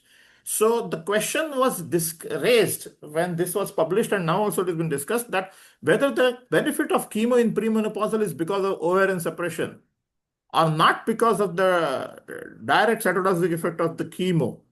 So, Dr. Safalta, what's your thought? Suppose there is a premenopausal lady, one node, and you have an RS score which is intermediate or high, you wanted to give chemo. Can you omit it by doing OFS and endocrine? So we don't have that data whether we can omit endocrine Oh, you have a soft chemotherapy. trial, on Yes, text trial data to but show that in that OFS case, benefit is there for they have been premenopausal. given chemotherapy. They did not omit chemotherapy in these patients. So I would like to So, give. Yeah. so if you do, of course, the cross-trial comparisons and Mm. show that in RxPonder, not everybody got the the ovarian function suppression. So Mm. the main criticism of the paper was that probably the benefit of chemo is not because of the cytotoxic effect, but because of the ovarian suppression effect. Yes. That's what is thought of, and we do follow it. We give chemotherapy with that thought process that it may be cytotoxic or it may be because of OFS So function then why suppressed. not give OFS? Why not do OFS, surgical OFS one time? Or maybe in medical OFS less toxic than chemo. We don't have that head-to-head data. Dr. Amish, your thoughts on this about this particular fallacy of the paper, R responders? I personally think, Amol, is that both Taylor X and RX Ponder are over discussed than it should have been given importance about. That is what I think all the panelists are, including you, we all are saying that there is a very, very limited utility of Oncotype DX in the clinical scenario where we all believe that patient has high risk features of recurrence. So I would say is that these are all conjectures that we are assuming that के अगर OFS ज़्यादा patient को होता तो शायद hazard ratio change हो जाता. They're all conjectures. The data says this is there, and I think we have to take clinical scenarios in picture before we decide in the gray zone areas. Yes, the similar criticism about the elderly patients also, that the problem in the elderly patients data which is discussed in both the trials, most of the time when you talk about the OS benefit, there are competing mortality reasons like cardiac events or other any non-cancer related events. So not necessarily those with a high risk score where we are wanted to give chemo will have an OS benefit of taking the chemo because of the other possibilities of the comorbidities. So the point here is that even though you have an elderly patient with a high RS score, you need not treat based only on the RS score. You have to look at the patient, you have to do the geriatric assessment, and then only take a call. And what the criticism of the data is saying that the age is stronger predictor than the recurrence score, especially in an elderly population above 70. Now, this we have discussed that there is no difference in the chemo that is planned with the RS score of 40 versus 55. There is no gradient. And does the exact value of score above 25 matters? Dr. Amish has raised this in the beginning only, that unfortunately there is no such data to show or say that if one person has a score of 30 and another has 70, the one who's 70 is going to do bad and require higher treatment. Now, the important question, Dr. Safalta. I have one small observation here in your previous slide. If you see the original first publication and first few publications, they had up to 29 was the intermediate and more than 30 was their high risk. Oncotype DX ka. Now they changed to 25. Then they changed to 25. So I really would be very happy to see 25 or 30 के बीच में क्या होता है करके. That data will never come out because they don't have. It's like the PD-L1 story. At least PD-L1 has at least some data of above 50, but nobody knows what happens between 10 to 4, 10 to 20, 20 to 30, 30 to 40. The same way for So the true. RS score also, the same thing is happening. So true. Now, important question, Dr. Safalta. Now, the same lady has a family history and she's BRCA1 mutated. Will that change your decision for adjuvant chemo when the RS score is, say, low or intermediate? Or do you do BRCA1 mutation testing for a HR positive EBC, Dr. Safalta? Yes, I do. If there's indicated So because of suppose the if you have done it, yes. and the young lady BRCA1 has come mutated, and the RS, she's node negative, the RS score has come low. Will you consider for chemo because she's BRCA1 mutated and strong family history, high risk of recurrence? Or if you see this particular genomic test, none of them take into consideration BRCA Yes. or BRCA-ness. They have not taken, so we have to use our clinical thought process. What So we what will is your do. clinical thought process? That's what Dr. Safalta I'm asking. Suppose the patient is having low risk score of the Oncotype DX, but he's BRCA positive. Young lady, will you give chemo or you will not? I would only consider according to the histological risk. If at all the patient Yeah, is having high risk. she is IDC grade 3. She has one node and the RS So score I has will give come as low. chemotherapy. I will give RS score has chemotherapy in come this low risk. patient. RS score is 14. No, I will give chemotherapy because grade 3 is there, lymph node is positive, young lady. So in that case, I will give chemotherapy. Because she is BRCA positive. No, this is not because of BRCA positivity. It is because the clinical risk, the histopathological, it is high risk. So I will Okay, give so what chemotherapy about in this patient. she is N0 and risk score has come 14. So N0 and there is no other high risk factor. It is grade Grade 3, 1 or grade 3 is the only high risk factor. Fine. grade And 3. she's In that BRCA case, positive. if it is grade 3, then I will give chemotherapy. If it is grade 1 or grade 2, in that case, grade 1, grade 2, I will not give chemotherapy. But yes, I will counsel about for bilateral mastectomy and oophorectomy. The risk reduction surgeries I will advise. So But I your will decision for chemo is not influenced by BRCA mutation status no, and a strong no, family history. no, no. Dr. Amish? Agree मैं with second opinion के लिए सफलता. Doctor Amish के पास भेजूंगी. नहीं नहीं That's agree. okay, but what is his opinion? Let us ask him here only.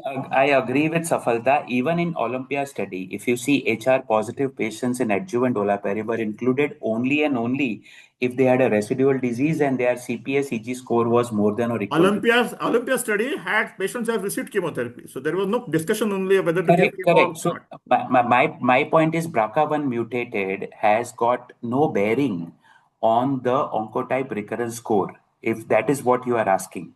Yes. So my question is very specific. The patient's RS score has come low or intermediate, and she is having a strong family history, BRCA mutated, IDC grade 2 or 3, no node or maybe max 1 node. Will your decision be influenced by her BRCA mutation status? Not at this point of time. Anybody else in the panel like to comment? Sir, I will also like to give the chemotherapy. Nothing to Oh, be done with this. you wanted to give the chemotherapy. Yes, sir. Yes, sir.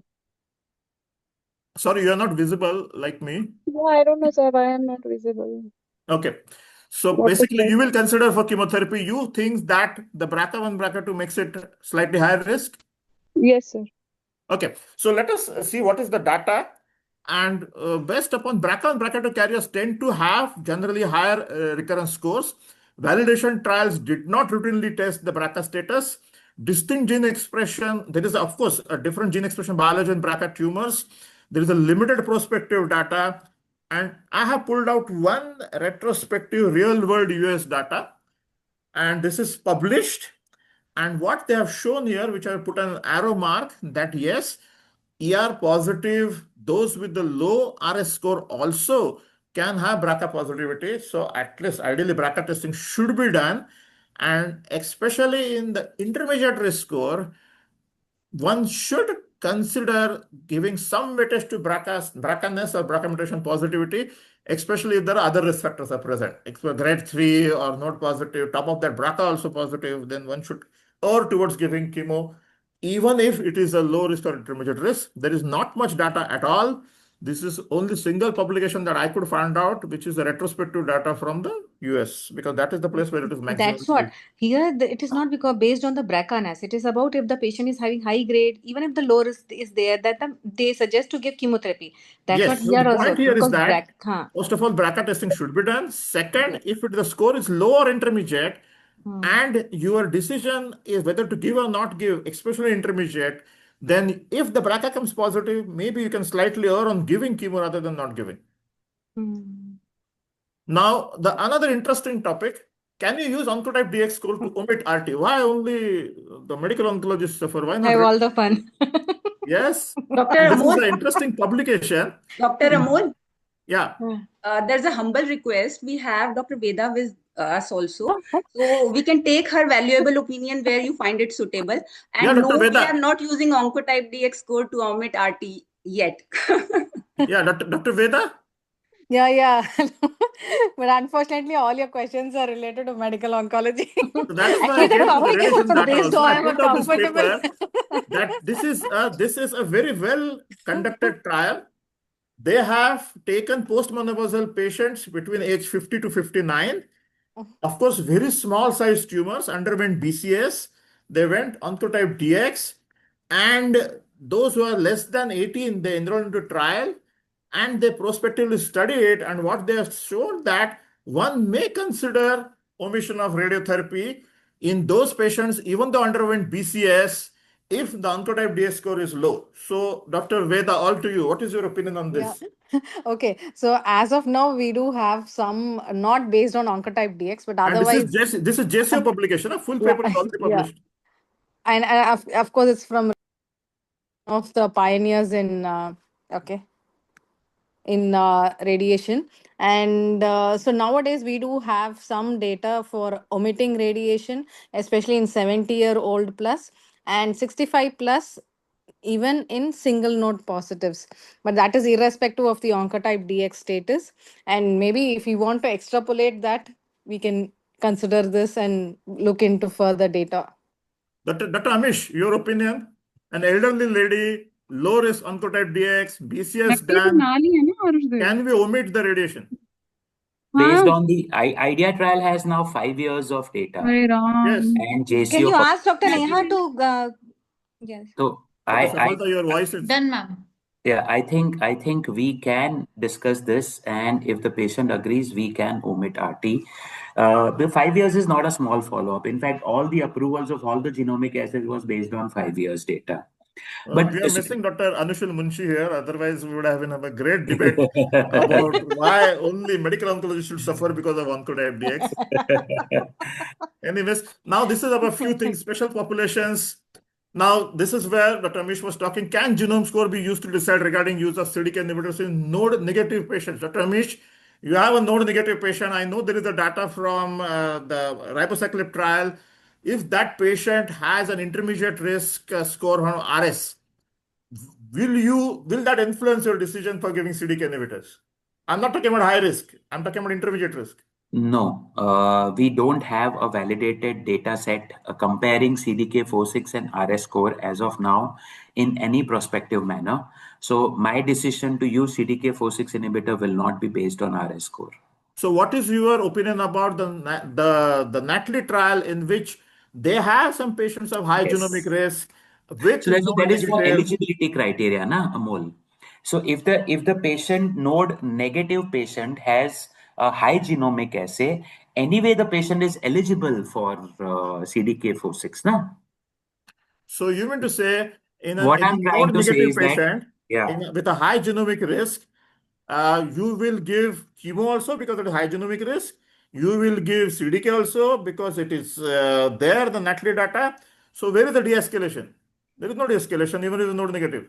no, but why? I'm not the one who decides. I would be happy if we have de-escalation positive studies. But here, the question is not about de-escalation, Amol. The question is from 92% survival, can we go up to 100% survival? Can we cure all 100% of these breast cancer patients? I think that is where our endeavor is going on. Whether we end up damaging the patient is a second question, Amol. You also know that. Okay. But So as all of these, now, yeah. if the patient, based upon the Natalie data, you will offer uh, the node negative genomic high risk and CDK inhibitors is patient is willing to take. Dr. Yes. Sapalta, any other opinion? No, I agree with Dr. Amish No, you that don't have to be afraid of him. He's not, no. I had some other opinions before, so here I agree with him. So we are both agreeing with each other. okay. True. What about other histologies? Is there any genomic risk score No, predictive that you use no, for other histologies, or for no, other no. histologies you don't bother? No, there's as such there's no data about other histologies. Correct. Uh, There is absolutely no data for other histologies. The recommendation strength goes down moment it is not an IDC. For mucinous and lobular, the recommendation strength is not 1A, and that has to be very clearly told to the patient. Another interesting factor, can this be used for neoadjuvant endocrine therapy, Dr. Amish? There are some papers which says that elderly lady with which has come to you after doing biopsy, high risk, it is a low risk, the RS score, and before surgery, we like to offer neoadjuvant endocrine therapy based upon the RS score. Have you done that in your practice, or what is your thought? So it will help me, Amol. If I have decided that this particular patient is not for neoadjuvant chemo, and there is a large tumor, and the patient, if I have decided that I would want to offer neoadjuvant endocrine, RS score will help me take my decision. Have you RS done score that in real alone will practice not. for RS anybody? score alone will not. Have you done that in real practice? Any other patient? I would repeat, Amol, I am not a big fan of Oncotype DX. But What if the about Dr. patient, Veda? Dr. Veda, the surgical oncologist, will you like to consider doing before surgery neoadjuvant No, no. adjuvant therapy? No. As of now, we don't consider it as a new adjuvant tool. But yeah, we have heard of some data, but not very like it's not an RCT or a level one evidence. Okay, so I Dr. think we are running out Dr. of Amol, time. What about male breast cancer patients? Dr. Safalta, whether this should be used? We have residents listening to this. So what about male breast cancer? So we will never have a data about for male breast cancer as such separately. So So what to do we in the have to. clinical practice? So Whether to we send it or I not to just send it? extrapolate whatever is the scoring system for the females. I use that score for the males as well. So if the test is done, you will use the same scoring system as that Yes, is done for yes, the yes, females. Dr. yes. Amish? somewhere I don't agree with Safalta finally. अरे Otherwise, finally चलो See, I I'm very consider. good in creating disputes between people. No, Amol, we love you because you are for science. You, one thing very good about you, don't care about anything else but science, and that's why we enjoy and we learn from you every time you speak. Coming back to your question, Amol, is I take male breast cancer a shade above female breast cancer in my clinic.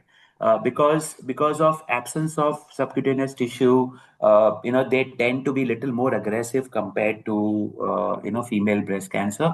So intermediate risk score is something I would be little worried. Although I don't have a single patient of male breast cancer with Oncotype DX, but hypothetically going by, if I have a say score of 19 and a patient of say 60-year-old male breast cancer, I would, and other clinical features suggest I would end up giving chemotherapy to these patients more compared to female breast cancer. I don't have the data to back up my decision. You asked me what will you do in the clinic, and I told you that.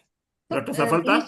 initially also I told you that major of the decision is by the clinical parameter. Correct, So correct. like 19 score, if this is high risk, then I would err towards giving chemotherapy. So I you agree with me in this aspect Yes, as Okay. well. agreed, So agreed. so let us rush to the last few slides. Dr. For Sorry, Dr. Vaishali here. we're running out of Just time. ask you in oligometastatic situation, like you were asking previously about use of genomic assays for decision about new adjuvant treatment, right? So we had two cases wherein one lady was 40-year-old and she is strong hormone receptor positive, T2N0, but her PET showed a single bone met. Another lady, 60-year-old, T2N0, single bone met. In this situation, the 40-year-old lady was advised neoadjuvant. I mean, because it was oligometastatic, we considered her as a, potentially curative, and she was advised chemotherapy. A 60-year-old lady was advised CDK4 plus letrozole. So, do you So think so so so what? currently for oligometastatic, hormone positive, advanced metastatic breast cancers, the standard of care first line is CDK inhibitors plus hormonal therapy. So there is nothing wrong if that is being offered. No. I'm just saying ki for a 40-year-old lady, would you be happy knowing what is her risk by doing some genomic assay? I mean, No, no. obviously, we don't have No. the data. We don't have any data for oligometastatic as of now. But would you like to have such an assay to decide whether she can be given endocrine therapy versus chemotherapy? With grace of God, there is no such data as of now, and we are No, happy there that there is no is such data. data. I So, know. I'm asking, would you like to? Vaishali ji, one thing I have learned in last 2 years, please biopsy these. 50% of the patients don't turn out to be metastatic in the bone. Trust me, I have learned that because T2N0 ERP are strongly positive, lymph nodes are intact. Normally, systemic failure इतना मतलब systemic इतना ज़्यादा dissemination होता नहीं है. But if the biopsy is positive, yes, based on the other clinical parameters, whatever you decide, it is nothing wrong, as Amol mentioned about that. But I have learned my lessons. I try to do biopsies and prove that it is metastatic in such a low risk patients. Okay, so I think we're running out of time. We will Wherever just, I amenable, think we are definitely we running out of time. biopsy. yeah, Wherever amenable, we definitely should biopsy. yeah. So these are slides about the HER2-DX and TNBC-DX. We'll keep it for some other time. Last slide, the take-home message: use genome-based assays selectively. Best data worldwide is with Oncotype DX, which is prospective and predictive. Indian data is limited. Clinical judgment is the best tool. It is not just the score. Start using it more often. It is free. Thank you. Thank you. Very nice. Thank you. Thank you. Thanks. Bye. Thank you, Bye-bye. Dr. Amol. Thank you. Yeah, this side, Dr. Prekshi, radiation oncology. So, since you put a question that whether we can omit RT based on Oncotype DX, and you showed the Idea data. idea trial data, which is published in Yeah. JCO. So this was by Reshma Jaxi and et al. Yeah. And actually, it had only 200 patients, Yes. and they incorporated clinical findings along with Oncotype DX. Correct. So the clinical factors and the histopathological factors, when they are taken into account, then yes, RT can be omitted sometimes, depending upon the comorbidities and all. And as Dr. Amish raised a valid point, that we have a very small follow-up of only 5 years. So based on it can be incorporated along with the clinical and histopathological factors, but only Oncotype DX right now is not the parameter based So on Dr. which we can Safalta, omit. Dr. Safalta, this is getting recorded, right? We have on record Yes. radiation oncologist saying that the radiation can be omitted in the breast after BCS if it is a good clinical. Elderly lady. Fantastic. No, Fantastic. no, Thank now you, we Dr. have Prekshi. data You are the even. pioneer in radiation oncology. Dr. Munshi will love you a lot. Thank you. And all the before we end, actually, since we have been harping on the fact that we don't have Indian data, and Oncotype DX is definitely very expensive, there are very gray areas. So, what is the resistance to use can assist? I would like to know from all the medical oncologists on the panel. What is So that I which will is start lacking in with can you. assist? Yeah, yes, I please. will start because I have just 3 patients waiting outside. I'll have to leave Sure. after that. Sure. First of all, thank you, Amol. Always enlightening talks or the panel which you give. Ma'am, I said in my presentation also, Can Assist is also pitching themselves as an alternative to other genomic assays. I think they have to stop doing that. That is the first thing which I believe, and the guidelines also have to incorporate that this is can be the first thing. Second, in our clinical practice, we have been using Can Assist, even like especially doctors' mothers who understand the concept of this very well कि भाई 70-75 हजार की चीज के लिए आप 2-2.5 लाख रुपया क्यों दे रहे हो. Ultimately, it gives us a good validated tool. This thing. The only point which is goes against and something very influential people who come, it is Can Assist still have a retrospective data. It is validated retrospectively, and also if you see in a retrospective also, ma'am, if you see, they have taken, for example, they have taken say 200 tumor tissues from Rajiv Gandhi and TMH. Then they have taken the record kisko chemo mila hai, kisko endocrine mila hai. Then they have taken the record of CAB score. Then they have tried to match. Lot of heterogeneity in between gets lost. Lot of paperwork in between gets lost. So as a result, it does not have that robust. And again, I say that I'm very happy with the formation of Can Assist. We believe somewhere Indians also can make a breakthrough, but they will make a breakthrough. As of today, these are the deterrents for me offering Can Assist to every patient. That's why I said I can offer to almost many of my patients.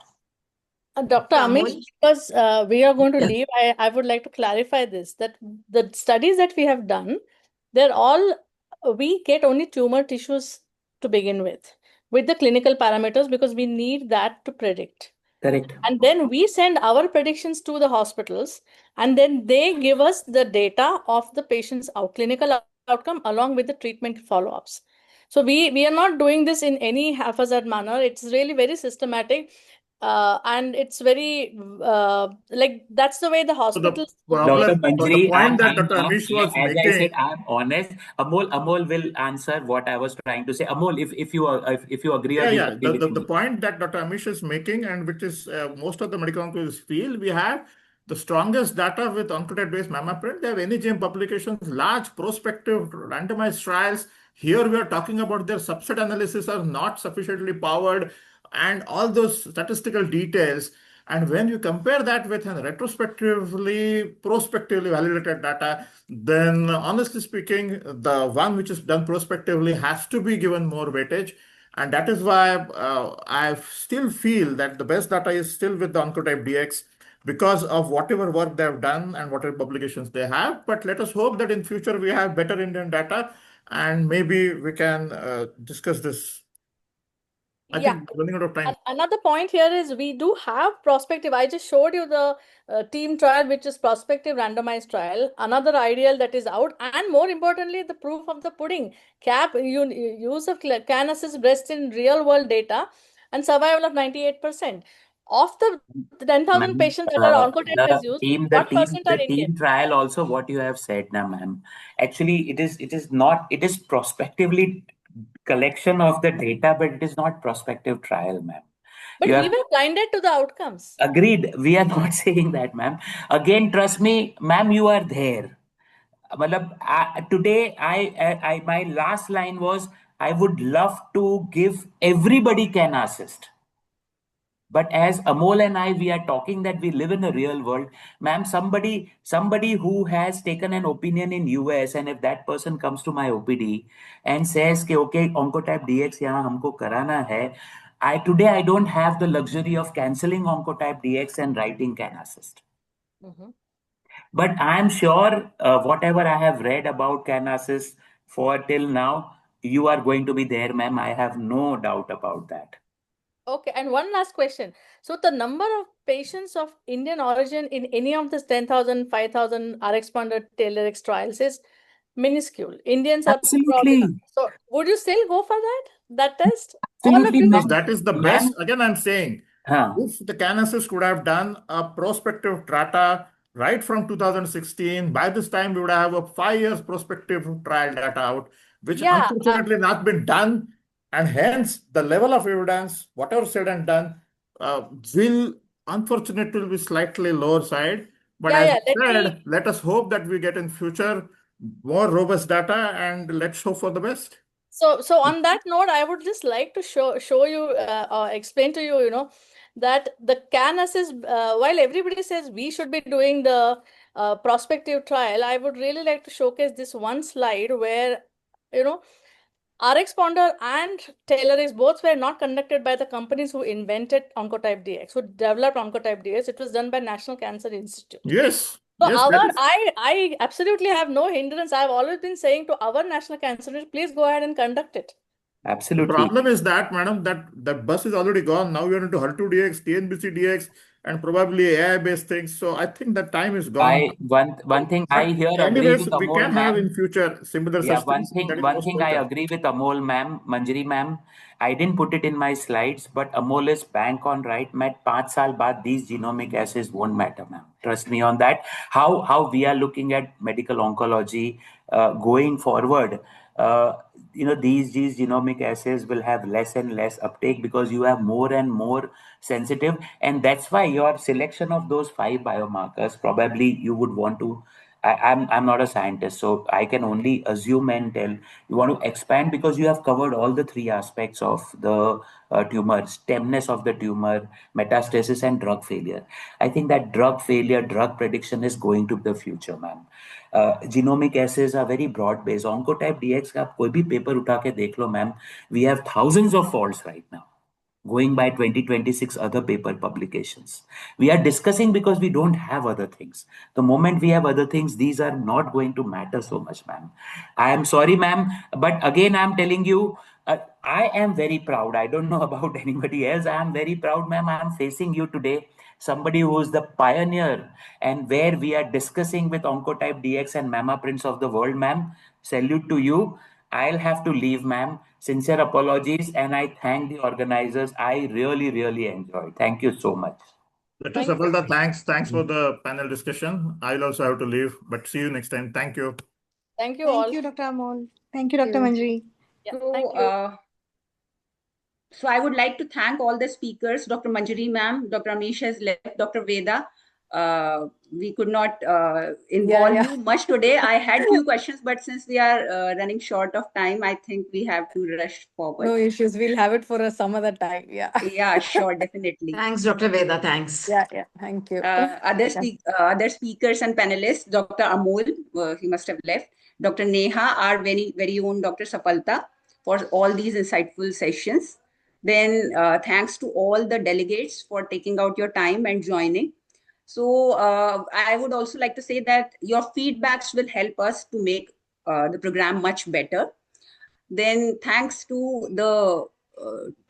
DG Vidya sir and the team of FSIBC for being a part of these master classes.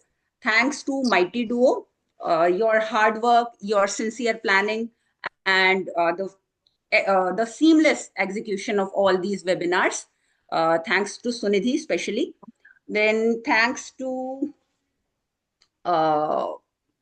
everybody, and I wish you a very happy and colorful Holi.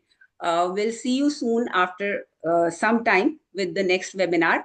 Thank you everyone. Thank you. Good night. Thank you, Dr. Thank you, Dr. Manjari. Thank Thank you. you. Thanks for Good having me. night. Bye-bye. Yeah. Bye. Thank you, ma'am.